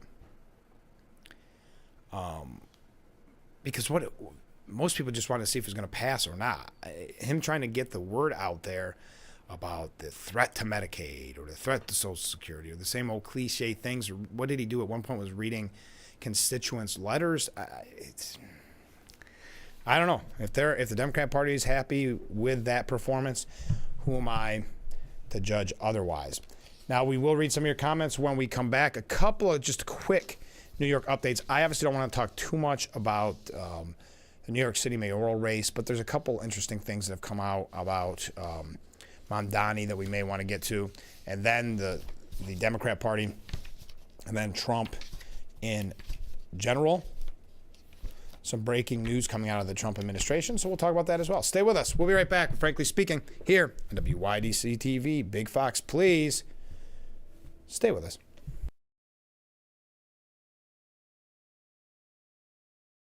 Your tap water is delicious. I know, right? It's this Culligan Smart drinking water system. What do you think is going on in there? I'm smelling a touch of chlorine. Yeah, I'm detecting some PFAS. I'm also getting notes of lead. Perfection. Sending it up. Here we go. Certified to reduce more than 70 contaminants. It's like having your own team of water experts. See the smart difference at Culligan.com. I'm Mary Offord. I've lived here for 70 years, but I do fine right here in my house, and I want to be here as long as I can be.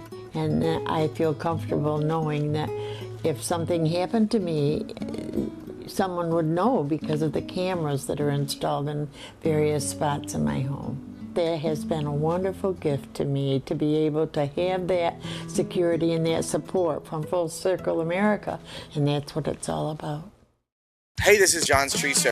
Spring is here and summer is coming. Do you have a tree in your backyard that just doesn't look nice? Kind of makes your property look a little rough? John's Tree Service, licensed, insured, locally owned, and rated A+ with the Better Business Bureau. Do you have a monster tree in your backyard? Is there no access to it? Can it not be climbed? Is it too dead? We can put our crane and reach over your house and pull that tree down, do it in a safe manner. Coming to a neighborhood near you to service all your tree needs. Call today at 607-377-6513. Welcome back to Frankly Speaking here on WYDC TV Big Fox. I'm your host, Frank Acom. And how can we help like that in our small businesses, not to sound cliche, but are the backbone of our community? Let's talk about we. Thanks, as always, to you, the viewers, for sending in your texts and your voicemails. Now we go to a comment. This is from John in Elmira. Make sure to catch Frankly Speaking only on AM Big Fox News WYDC or visit our website at WYDC.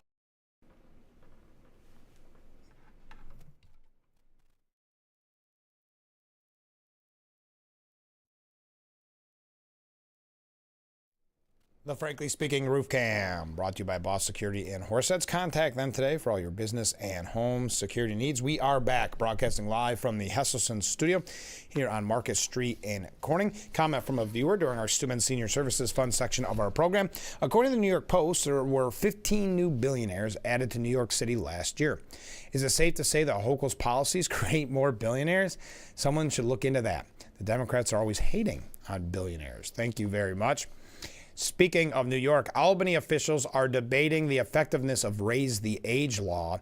We know that disastrous policy has created a scenario almost out of a Dickens novel where young people are roaming the streets, joining gangs earlier because they will not get in any kind of trouble because of the certain age group. The law increased the age at which individuals can be charged as adults in the criminal justice system from 16 and 17 to 18, aiming to treat young offenders as children and provide them with interventions and support rather than placing them in the adult system. Well, recent violence over the 4th of July weekend in Albany has started that debate over Raise the Age. Some Republicans have expressed opposition to the legislation. Paul Bergdorf, Albany County Legislature Deputy Minority Leader, said, "The problem is we have hundreds of youth on our streets that carry guns, and there are no consequences for them when they get caught. Their parents are called, then their guardians are called, and they're released into their custody, and they'll be back on the streets with guns again." Albany County District Attorney Lee Kindlin called for amendments to the law, saying to the politicians who need to fix the Raise the Age, please give us the tools we need to fix Raise the Age. To the judges who can help us. Senator James Tedisco, representing the 44th Senatorial District, said that the experiment of Raise the Age is not working and the state needs to take stronger action. And for the serious crimes, for the victims, for those children who are being injured, for those children themselves who are creating those crimes, they have to pay a penalty, which might be an adult penalty, maybe not in a prison, maybe in a detention center for younger kids. Albany Police Chief Brendan Cox argued against eliminating the legislation entirely. We have 15-year-olds, 16-year-olds shooting the streets off. That certainly doesn't mean that we just need to go like, oh, well, we can't do anything with those kids. We need to get them off the streets because we need to protect the community and we need to protect the kids. Because what else do we know is that the same kids who wind up shooting people also wind up becoming victims of shooting. Albany Mayor Kathy Sheehan said, "I will stand here and say we've got to do better. But by we, I mean the probation office that works with these young people. I mean the family court judges and figuring out how to ensure that young people are participating in these programs." Yeah, blame the law enforcement, blame the judges. It is it should have never been implemented. You could see the red flags right away where you have gangs recruiting younger and younger members knowing that they will not get in any sort of trouble. And we saw a huge increase in violence in Albany over the July 4th weekend. Also, speaking of New York, this is New York City. Hakeem Jeffries had to dodge a question on MSNBC over the weekend about Zohran Mamdani. Apparently, Zohran Mamdani, a mayoral candidate, Democrat socialist, beat Andrew Cuomo. He identified himself as African American on his Columbia application. Jeffries, the highest-ranking black elected official in the U.S., contorted live on the air to judge the controversy and change the topic to affordability concerns. The issue that we have to deal with in New York City, which our Democrat nominee did talk about extensively during the primary campaign, is affordability, Jeffrey said. Whoever is going to be the next mayor of the city of New York really needs to articulate a concrete plan for making sure that working class communities, including working class neighborhoods of color, can still have a place in our great city. Now, the last week, a bombshell New York Times report based on hacked data revealed that Mamdani identified as black or African American and Asian on his 2009 Columbia application. Mamdani, who was born in Uganda and immigrated into the U.S. when he was 7, has campaigned as a Muslim of South Asian descent. Anyway, so that's first Mamdani update. According to Santiago Vidal Calvo at the New York Post, he's a policy analyst at the Manhattan Institute. He said, unlike Zoran Mamdani, most Democrats want prosperity, not class warfare. Do you agree with that? Do you agree with his assessment? But backing Mamdani's agenda clashes with that of the majority of Democrat voters who value prosperity over class warfare. Among them, the millions of Latinos who have escaped socialism support Democrats and now face a party willing to impose on them the very ideas that prompted them to flee. Now, even though he has been deemed a Nepo baby, Zoran Mamdani declared he has a measly $2,000 in the bank on his latest state disclosures. That's despite his privileged upbringing and family money and an annual salary of $131,000 as a state lawmaker, a job he's had for 5 years. The 33-year-old socialist Democrat nominee for New York City mayor did list one unusual asset, 4 acres of land in his native Uganda that he acquired about a decade ago, worth between $150,000 and $250,000. He disclosed no U.S. property or investments on the documents released by the state this week. The $2,000 on his form comes from a retirement plan from the housing-focused social justice organization, Jaya, where he worked briefly as a foreclosure prevention counselor in 2019 before he was elected in 2020 to represent Queens' 36th district in the state assembly. He declared the exact same amount of less than $2,000 for 5 years in a row in filings to the State Legislative Ethics Commission. More drama from a guy who grew up with 3 silver spoons in his mouth, quipped one political strategist, Hank Scheinkopf. If anyone believes that Mamdani is a poor person, they need to see a psychiatrist. This is a complete lie. He's trying to sell people this nonsense that he's a poor kid. All right. Now, this ties in with a bigger problem that the Democrat Party has, because whether or not they want to admit it, there is the socialist aspect that has gained a lot of popularity in their party, just like we see with Mamdani defeating Andrew Cuomo in the primary. They may not want to admit it, just like and that when I say they, it's kind of the talking heads, the James Carvilles of the world. They may not want to admit the socialism. They may not want to admit the anti-Semitism that's marbled the party, but it's there in your face. In the, quote, half a year since their catastrophic loss to their arch nemesis Trump, liberal patriots Rai Texera writes, Democrats' favorability rating is still dreadful. They have only a modest lead in the generic congressional vote for 2026, and their chances of taking back the Senate are slim. The drive to reinvent the party seems to have stalled out as leaders remain in denial about how serious their wounds are. They haven't staked out a middle ground that adopts popular Trump actions, but instead remain deeply convinced, that Trump is perhaps the worst person to ever walk the earth, and find it difficult to relate to voters whose views are more mixed. That a breaking point from Trump's actions will inevitably be reached, where voters will wake up and realize Democrats were right all along. That's according to a far-left liberal, but complaining they're lamenting that they just can't find their message. But that's, again, we've said on this program numerous times, I don't think they did learn their lesson. I think they're happy with the way their messaging is going. And they keep their head in the clouds or in the sand by saying, well, the big, beautiful bill is going to turn it all around. And then we're going to have everybody hate Trump and his supporters, and we'll win the midterm, and we'll take back the majority. You can see that naive mindset in full display today, just like that piece from Politico or that piece from CNN, that you would think it's all over but the shouting. But Democrats do have a plan for what they're calling Project 2029. We'll talk about that when we come back. I've got to take a short break. Stay with us. This is Frankly Speaking here on WYDC TV, Big Fox.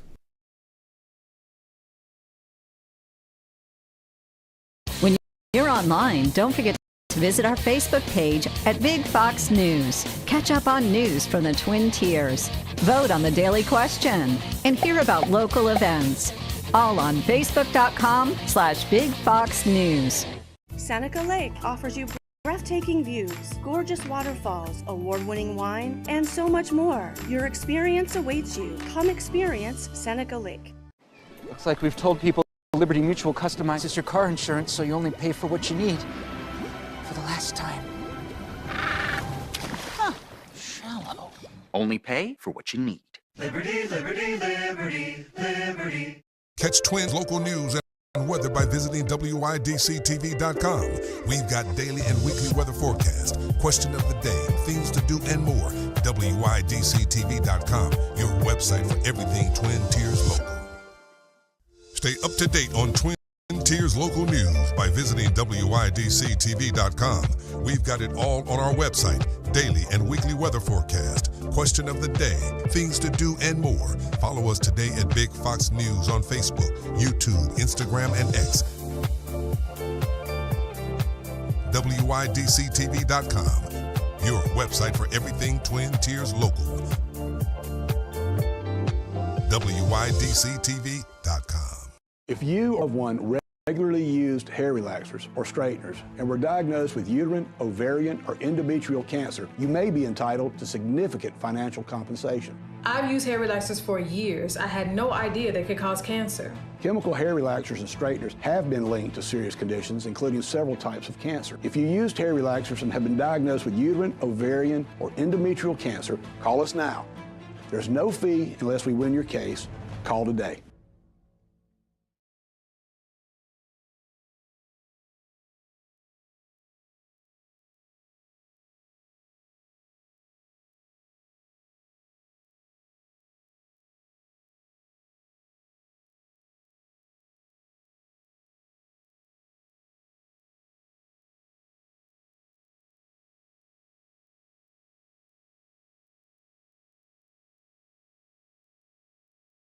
The Frankly Speaking Roof Cam brought to you by Boss Security and Horseheads. Contact them today for all your business and home security needs. We are back broadcasting live from the Hesselson studio here on Market Street in Corning. So we had mentioned this kind of messaging around the big, beautiful bill.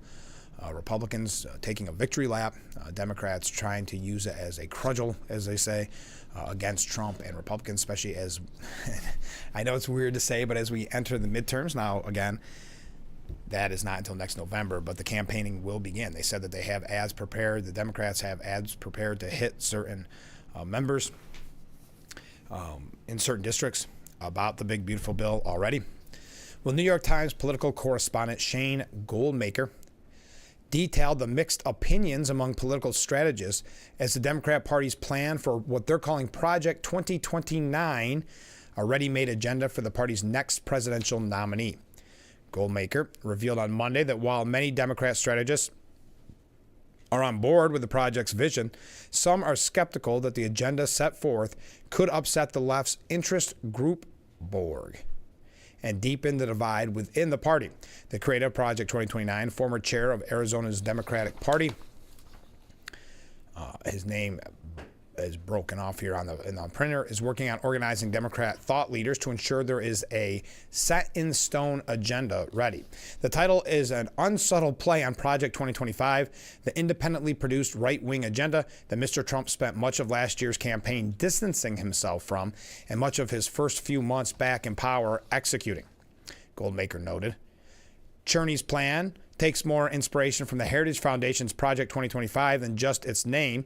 Similar to Project 2025, the goal of Project 2029 is to turn Cherney's publication, Democracy, a Journal of Ideas, into a book and rally the party's presidential candidates behind those ideas during the 2028 primary election season. Oh, that would be interesting to see what this Project 2029, what would basically be the core beliefs of the Democrat Party, as they have had trouble messaging, and their messaging has made them less and less popular.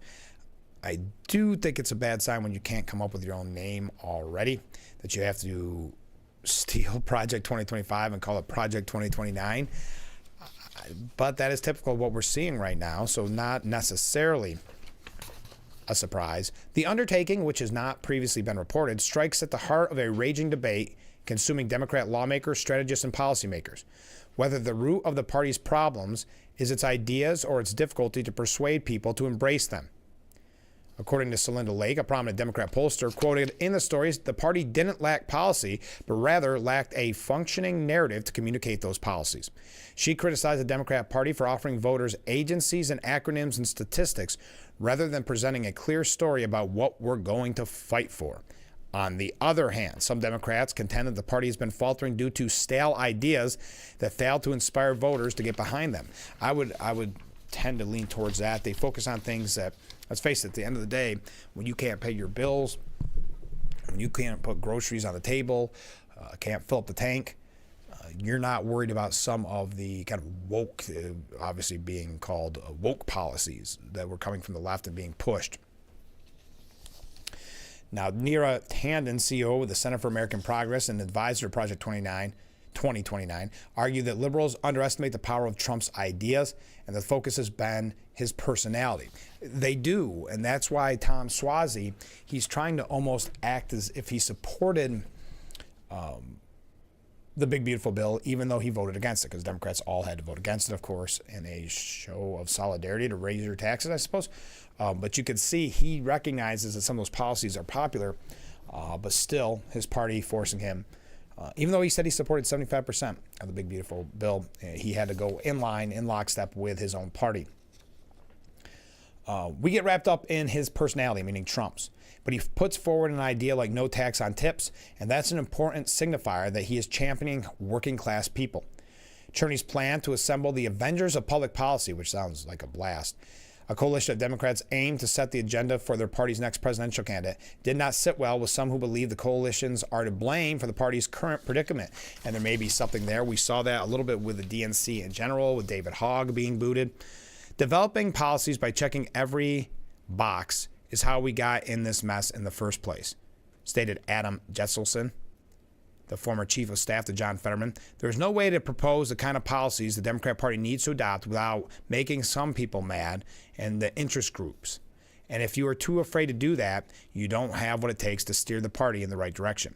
Even though Democrats were successful in rallying their base against Project 2025, Michael Tomasky, editor of The New Republic, certified that those efforts will not have a negative effect on Project 2029 because, unlike the Heritage Foundation, their ideas aren't radical or extreme. Now, Act Blue brought in nearly $400 million more for Democrats amid Trump's pressure on the fundraising platform. So Act Blue remains a Democrat juggernaut. The platform brought in more than $393 million during the second quarter of this year, nearly on par with the $400 million it processed in the first quarter, according to the figures shared first with CNN. The April to June haul marks a roughly 36% jump from its second quarter receipts of $289 million in 2021 at the start of Joe Biden's term. Act Blue said 400,000 more unique donors are giving through the platform today than 4 years ago. Now, the New York Times argues that the Democrats need to understand that opinions on Israel are changing fast. This could not be good. We see the Democrat Party, and Van Jones put it strongly but succinctly, that the Democrat Party right now is marbled with anti-Semitism. But according to Peter Beinart, to grasp the significance of Zoran Mamdani's shocking victory in the Democrat primary for mayor in New York, it's worth recalling another upset which took place 11 years ago in some 300 miles to the south in a Republican congressional primary. Now, we're not going to go through all this. They're trying to present Mamdani as kind of the common person. Each exploited the chasm between the party's grassroots and its elite. In 2014, many Republican voters loathed the GOP establishment. Today, many Democrats feel a similar fury toward the politicians who claim to represent them. So the idea is that people are looking for the outsider. They're looking for almost a punishment for the Democrat Party establishment. I've talked about this before on the program, how Republicans went through this. I call it the Romney effect, but it could really be the Jeb Bush effect, where they kept telling us, oh, this is the only way we can win. And it's a moderate like McCain, Romney, and then we lose horribly. So when the Republicans were finally told that Jeb Bush is the only one that can beat Hillary Clinton, people threw up their hands and said, well, you know, Trump may be a little wild, but maybe we have a shot with him, unlike all the ones the establishment tells us about. I think that's a little bit of what the Democrat Party is dealing with right now. But he's suggesting it's more about this kind of strain of anti-Semitism. I'm not going to go through all that. We know that. He's got a history of that, some of the comments he's made, some of the things he's posted. But in 2028, the path is open for a candidate willing to make support for Palestinian rights a symbol of moral consistency and a refusal to back down from a fight. On the subject of Israel and the Palestinians, the voting base of the Democrat Party has changed substantially over the last decade as the Republican Party changed on immigration in the decade leading up to Mr. Trump's victory in 2016. Any aspiring Democrat presidential contender who thinks he can ignore the transformation should recall what happened to Jeb Bush in the run-up to the 2016 presidential race, when Mr. Bush ignored the warning served up by Mr. Bratt. Mr. Mamadani's victory is not a fluke, it's a sign of things to come. So do you agree with that? A sign of things to come, that the radicalized socialist Democrat will become more of the kind of common candidate and the successful candidate. I think it speaks volumes that New York would go that direction. Some have said the only reason he won is because Cuomo was so bad. It was sending a punishment to Cuomo. There may be something to that. But I think we've seen for a long time now this push towards socialism, this push towards anti-Semitism. So it didn't really shock me other than how bad Cuomo lost overall. But to just show you their talking points in general, I know I've got to go to a break, but far-left political commentator Ellie Mistel told Joy Reid on Wednesday, on her show, that the U.S. should be treated like a rogue state by the international community. Quote, our country needs to be sanctioned. We are the bad guys on the world stage. We are a menace to not only free people everywhere, but we are a menace to peaceful people everywhere at this point. And I'm not even going to say that we've only been a menace for the past 3 or 4 months. Mistel cited Trump's airstrikes against Iran's nuclear program facilities in June, claiming the U.S. should be sanctioned and rebuked for such illegal, unnecessary bombings in Iran. When does the international community decide that enough is enough? I know we're rich. I know we've got a lot of money. I know that people want to buy things from our country because we're rich, or want to sell things to our country because we're rich. But at some point, the international community has to stand up to us because we are a bad guy on the world stage, right? And so we should be sanctioned. So the United States is the bad guy on the world stage, and we should face international sanctions. On that note, let's take a short break. Keep those comments, keep those waves coming in, and we'll be right back with Frankly Speaking here on WYDC TV, Big Fox.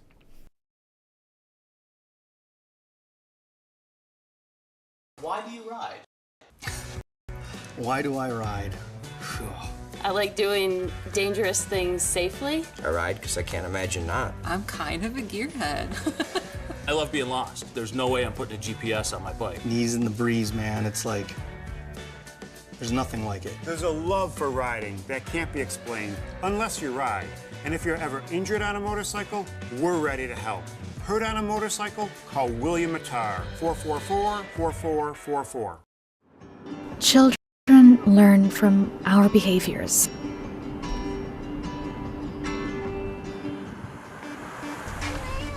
They learn what is okay from the adults they see.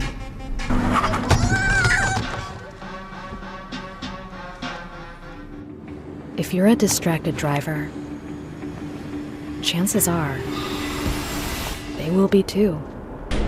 What kind of driver are you raising? Fox 10 p.m. News is the first primetime local news for the Twin Tiers. Our reporters, Haley and Dante, scour the Southern Tier to bring you up-to-date news regarding local businesses, economics, and how national decisions impact our area. If you're not near a TV, don't worry. You can also catch our 10 p.m. news live on WYDCTV.com/livestream. Don't miss Big Fox 10 p.m. news on WYDC, on TV, or our website.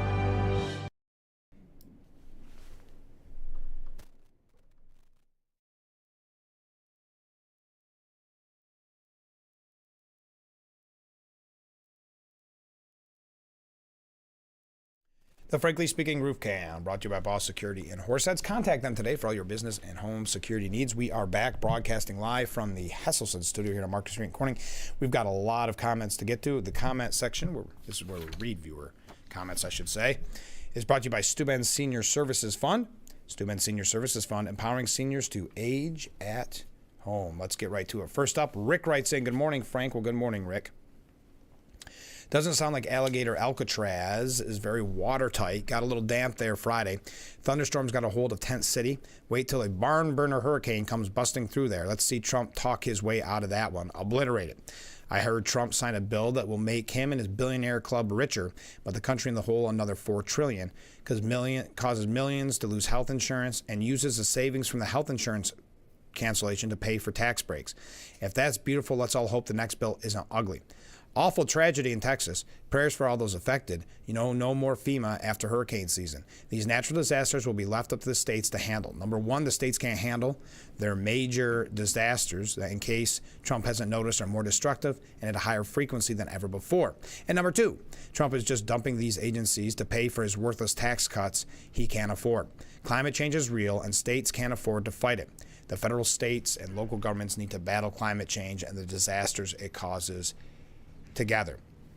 The daily massacre of the Palestinians in Gaza needs to be talked about. I have no idea in the world why the United States supports their sort of conduct by any country. The Palestinians are defenseless. It needs to end, just like Russia and Ukraine. If the world allows that what is going on in Gaza and allows countries to walk into another country and destroy it because they want the land, it will continue to happen. It's pathetic. Get tough, world. Let's hope we have a better week. A rough start so far. Rick. All right, thanks, Rick. Comment from a different viewer.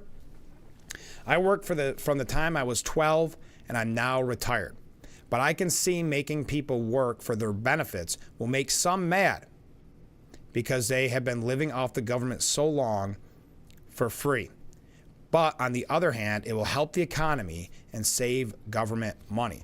Well, sure, it's going to make some people upset. I mean, let's face it, if you're getting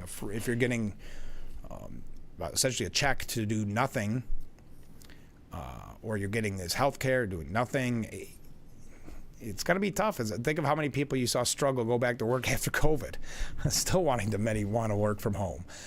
So it's the same kind of idea. You've got people that perhaps never worked, but that are able-bodied, saying they don't want to go in, they don't want to do a job, they want to kind of live off that government money. Yeah, it's going to be tough, even though it's, 20 hours a week, I think it was. And you can do volunteer work, you can get a job, you can go back to school. A comment from a different viewer. Good morning, Frank. Well, good morning. Have you noticed how many of the affluent are the ones that tout socialism and communism? I guess they all fancy themselves in the Kremlin rather than the fields with their working class brothers. That's a fair point. Oh, a lot of comments coming in. All right. We got to take another short break, and then we're going to wrap up a couple of breaking news stories, so stay with us. We'll be right back with Frankly Speaking here on WYDC TV, Big Fox.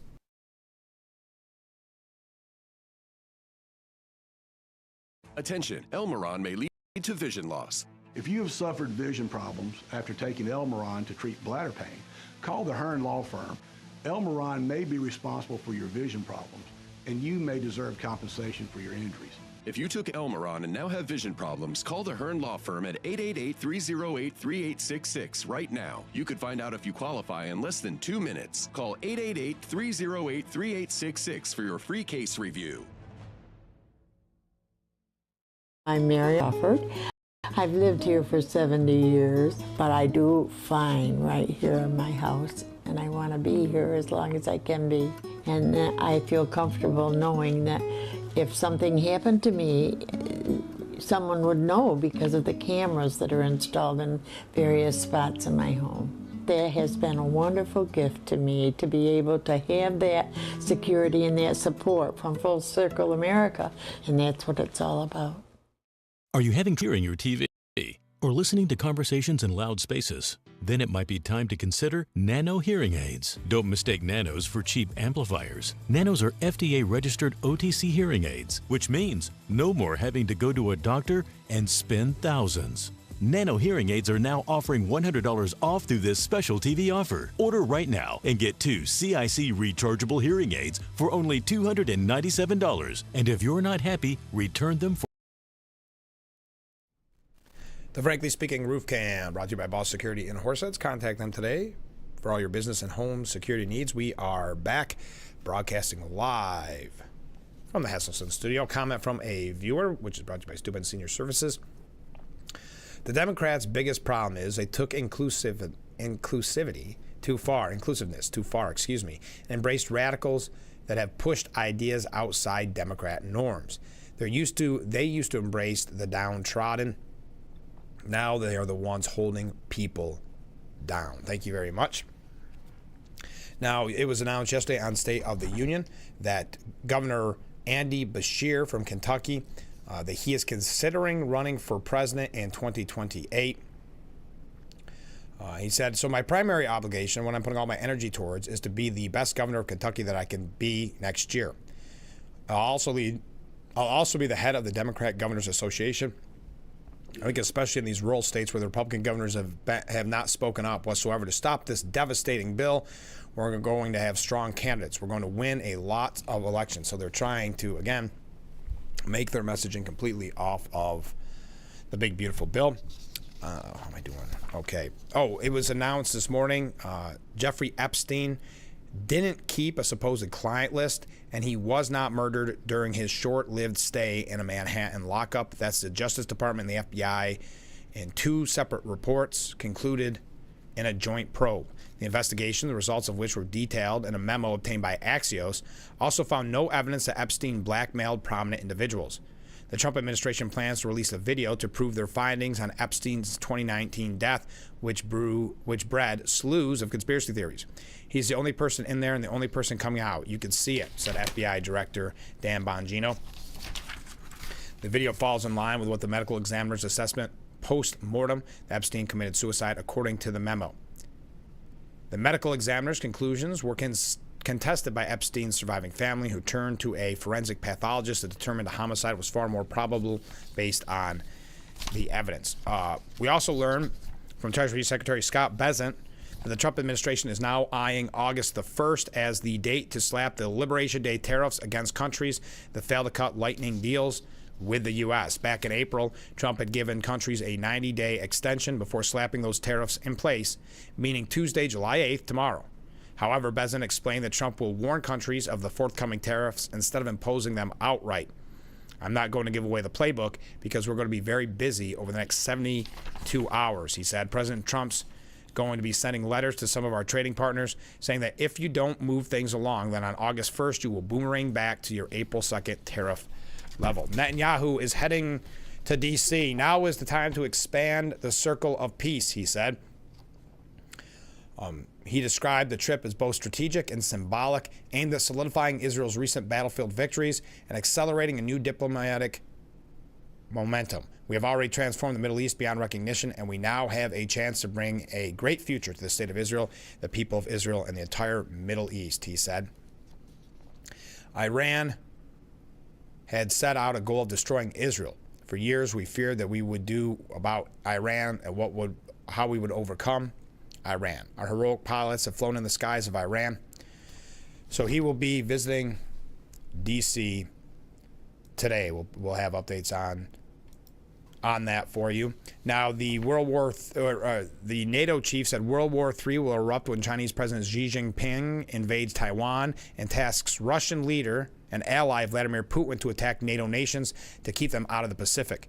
The defense bloc's top chief warned. NATO Secretary General Mark Rutte said it would be naive to believe that Xi's ambition to conquer the nation of Taiwan would only involve the two countries, predicting that the war would be fought on two fronts. Oof. All right, that does it for today's edition of Frankly Speaking. Thank you to everyone who joined us. Thank you for the comments and the ways, and we'll be back tomorrow morning starting at 6 a.m. for Frankly Speaking, only on WYDC TV Big Fox. We'll see you tomorrow morning, bright and early. Look forward to it already.